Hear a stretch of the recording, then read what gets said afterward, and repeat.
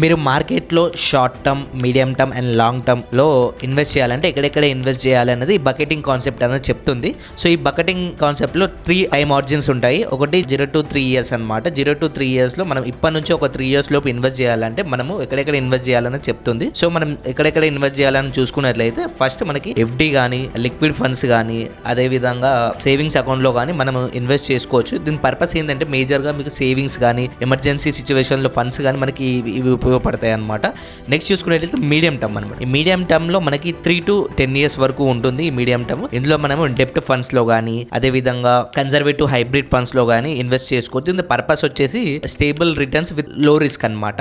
And next చూసుకున్నట్లయితే long టర్మ్లో ఎక్కడ ఇన్వెస్ట్ చేయాలని మనం చూసుకున్నట్లయితే మనకి అగ్రెసివ్ ఈక్విటీ ఫండ్స్, ఓకేనా, ఈక్విటీ మ్యూచువల్ ఫండ్స్ ఉంటాయి కదా, అగ్రెసివ్ ఈక్విటీ మ్యూచువల్ ఫండ్స్లో, అదేవిధంగా బ్యాలెన్స్ అడ్వాంటేజ్ ఫండ్స్ ఉంటాయి కదా, సో అందులో మీరు ఇన్వెస్ట్ చేసుకోవచ్చు. దీనిలో ఏంటంటే లాంగ్ టర్మ్లో క్యాపిటల్ అప్రిసియేషన్, అదేవిధంగా ఇన్ఫ్లేషన్ కూడా బీట్ చేస్తుంది అనమాట. కంటెంట్ నచ్చినట్లయితే కంపల్సరీ ఛానల్ని ఫాలో అండ్ సబ్స్క్రైబ్ చేసి పెట్టుకోండి. అండ్ మర్చిపోకుండా వీడియోని లైక్ కొట్టండి.